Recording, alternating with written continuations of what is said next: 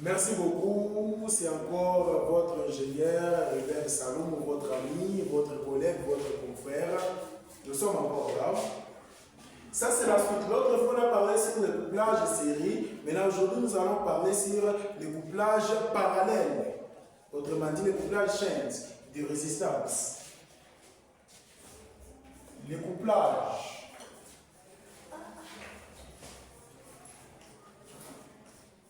Le couplage parallèle.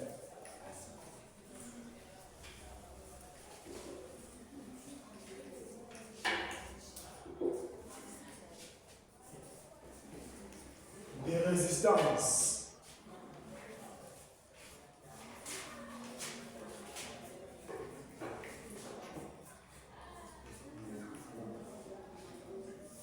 Voilà, le couplage parallèle de résistance.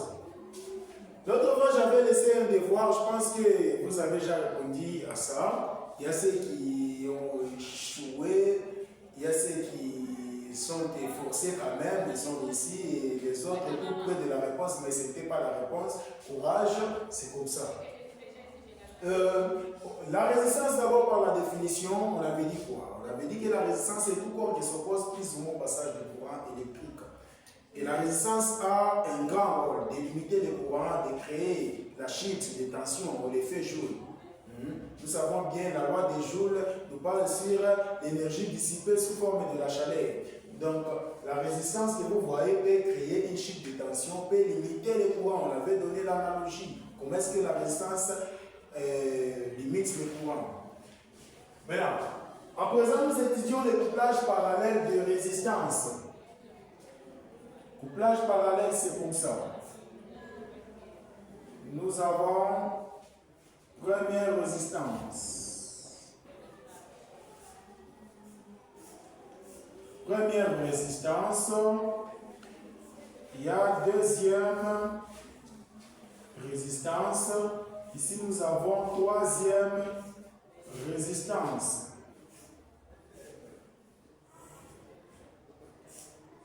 Voilà. Nous avons trois résistances couplées en parallèle. Ça, c'est R1. L'autre ici, c'est R2. Ici, nous avons R3. Très bien. Maintenant, comment est le courant par rapport à la tension dans un couplage parallèle? Là, vous allez remarquer que le courant ne sera pas le même.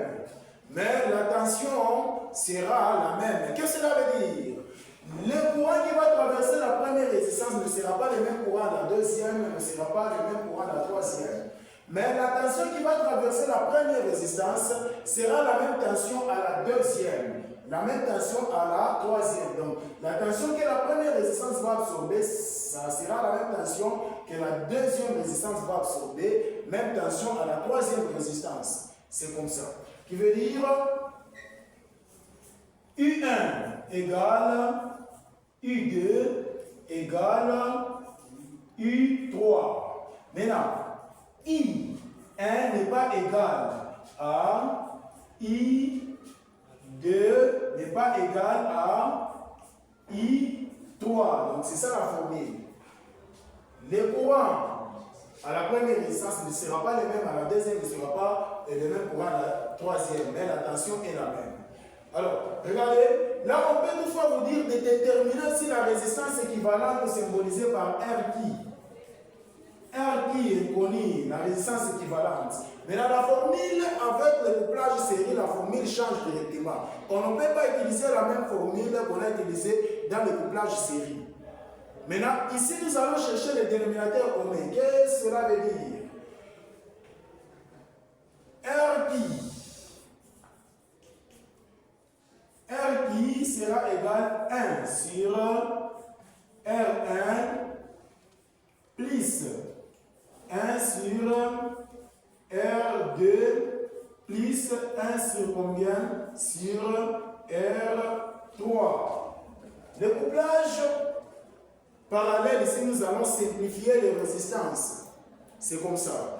Alors, regardez très bien. Vous voyez, nous avons la première résistance. On n'a pas la valeur. Deuxième, on n'a pas la valeur. Troisième, on n'a pas la valeur.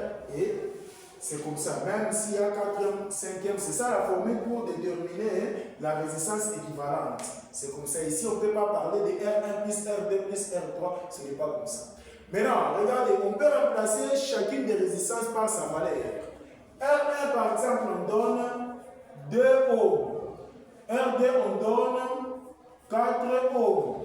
R3, on donne 6 ohms. Vous voyez là, première résistance a une valeur, deuxième a une valeur et troisième a une valeur. On nous dit de chercher maintenant la résistance équivalente. Qu'est-ce que nous allons faire? Résistance équivalente sera 1 sur combien? Première résistance, résistance 1 c'est 2. 1 sur 2 plus 1 sur combien? Deuxième résistance, nous avons combien? 4. Ici c'est 4 plus 1. Troisième résistance, nous avons combien? 6. Voilà. Maintenant, regardez. Ici, comment? Qu'est-ce que nous allons faire? On ne peut pas chercher de tous les dénominateurs communs. Peut-être, on peut chercher les dénominateurs communs qui peuvent diviser 2, 4 et 6. Si nous prenons 12, c'est bien. Maintenant, l'autre peut prendre 24 et 64. Vous allez remarquer qu'à la fin, on aura des réponses différentes. Qu'est-ce que nous allons faire? Les dénominateurs ici, nous allons additionner. Nous allons faire quoi? Plutôt, nous allons multiplier. Nous allons faire, pour trouver ce qui va diviser, les dénominateurs qui peut diviser 2, 4, 6. Pour ne pas avoir les différentes réponses, qu'est-ce que nous allons faire? Nous allons faire 2 fois 4 fois 6. C'est ce que nous allons faire.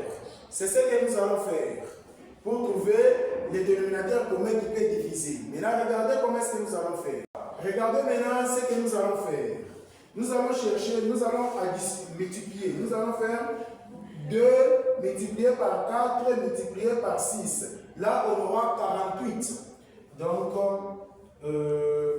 48. Les 48 que vous voyez, ça va nous servir à diviser maintenant, à travailler nos chiffres que vous voyez. Maintenant, faisons maintenant 48. 48 divisé par combien? Divisé par 2. 48 divisé par 2, ça me donne 24. Maintenant, 24 multiplié par combien? Par 1, ça me donne toujours 20, 24. On écrit 24. Plus 48 divisé par combien? Divisé par 4. 48 divisé par 4, ça me donne 12. 12 multiplié par 1, on a toujours 12. Plus encore, 48 ici, divisé par combien? Par 6. 48 divisé par 6, ça me donne 8.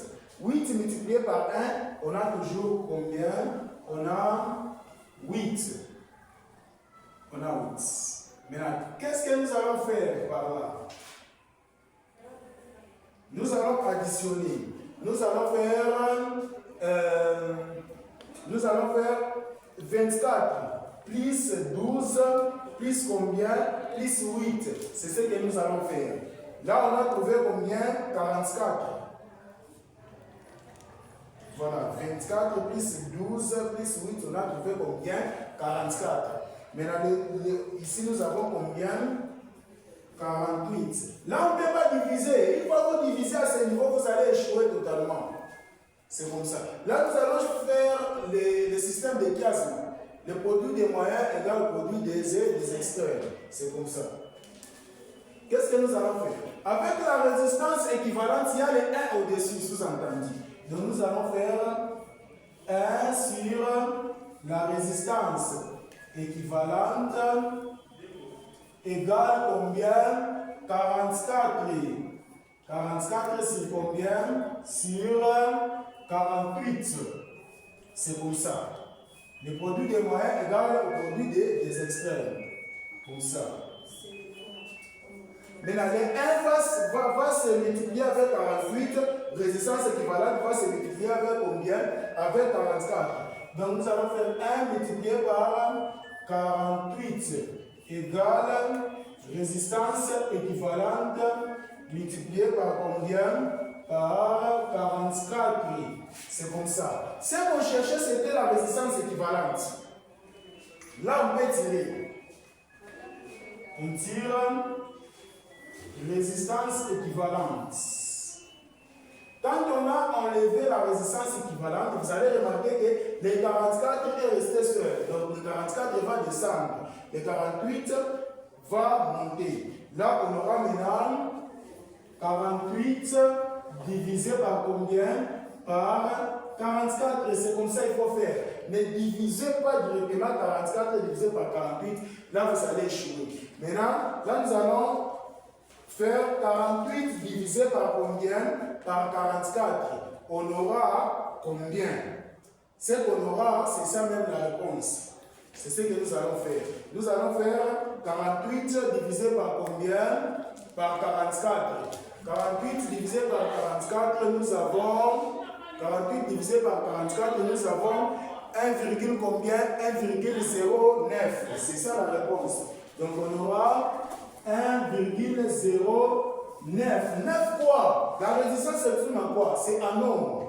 Ohm. Ne parlez pas des ohms. Ohm. En ohm.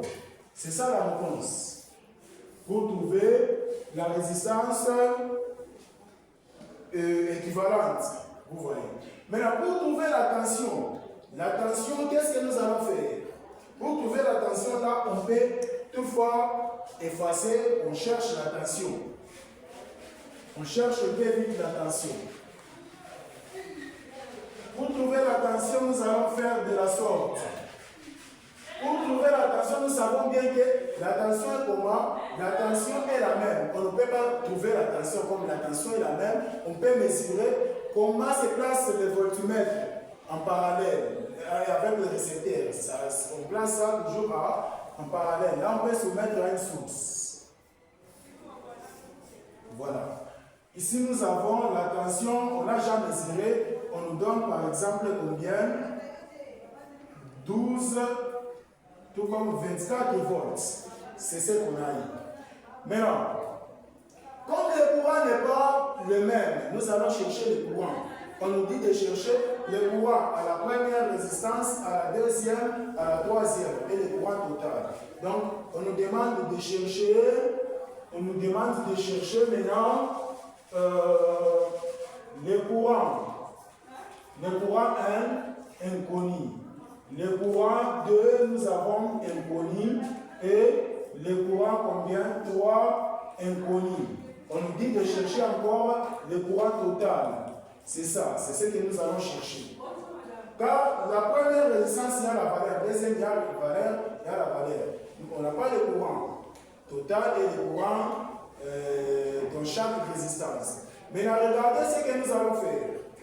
Là, nous allons faire de la sorte. Nous allons appliquer toujours la même formule, la loi d'Ohm. Le courant égale la tension sur la résistance. Comme le courant n'est pas le même, là on peut mentionner courant 1 égale tension. Tension, on ne peut pas mentionner, nous savons bien que la tension est la même dans toutes les résistances. Pour bien déterminer que c'est la première résistance, nous allons écrire R1. Vous voyez, c'est bien. Alors, I2 égale tension sur R combien? R2. Nous avons I3 égale tension est la même sur R3. C'est comme ça. Là, qu'est-ce que nous allons faire? Ici, c'est inconnu. Ici, c'est inconnu. Là, on a appliqué la loi d'Ohm. Ici, c'est inconnu. Là, nous allons chercher le courant 1, courant 2, courant 3. Ce qu'on aura, nous allons additionner pour avoir maintenant le courant total. Donc, pour avoir le courant total, il faut avoir d'abord le courant qui traverse la première résistance, deuxième, troisième, et à la fin, vous allez faire quoi? Vous allez additionner. Regardez maintenant comment est-ce que nous allons faire. Là, on efface pour bien vous expliquer. Voilà. Le courant 1. Le courant 1 égale. On a dit courant 1, c'est la tension sur la résistance 1. La tension, nous avons 24. 24 sur combien? Première résistance, nous avons 2. Voilà. Et le courant combien? Courant 2. Courant 2, la tension c'est 20 combien? 24. Sur combien? Résistance 2, nous avons 4. C'est comme ça. Ici, nous allons mettre la réponse. Et courant 3, nous avons la tension, c'est combien? C'est 24. Sur combien? La résistance 3, c'est 6. Là, nous voulons maintenant passer pour mettre la réponse, les réponses. Voilà, là, nous voulons mettre maintenant les réponses. La réponse du courant 1. Donc, nous allons faire la tension sur la résistance. La tension ici, c'est 24. 24 divisé par 2, on aura 12. 12 fois le poids s'exprime en quoi? En ampères. Vous voyez, 12 ampères. Maintenant, ici, 24 divisé par 4, on aura combien? On aura 6. 6 fois 6 ampères. Le poids s'exprime en ampères. Nous avons 24 divisé par 6. On aura combien ici? On aura 4. 4 quoi? 4 ampères. C'est ça. Comme on nous dit que le courant n'est pas le même, donc le courant sera I1 plus I2 plus I combien? I3. Là, nous allons faire comment maintenant? Nous allons additionner les réponses qu'on a eues. Nous allons additionner 12 plus 6 plus combien? Plus 4 pour trouver la résistance équivalente. Quand on additionne 12 plus 6 plus 4, là, nous allons remarquer qu'on aura 22. 22 quoi? 22 ampères. Ça, c'est le courant total. Ça, c'est le courant total. Maintenant, comme on nous avait dit, le courant à la première résistance, la réponse, c'est ça. Le courant à la deuxième, la réponse, c'est ça. Le courant à la troisième, la réponse, c'est ça, comme on nous avait dit. Maintenant, on nous a dit de déterminer aussi le courant total. Le courant total, nous allons additionner. Là, on a eu combien? 22 ampères. Merci beaucoup, mes abonnés. Je vous remercie. Là, on est là pour vous. Nous sommes là pour s'entraider. Je suis là, je suis disponible. Il y a des questions. Nous sommes là, nous allons répondre à toutes vos questions. Merci beaucoup. À la prochaine.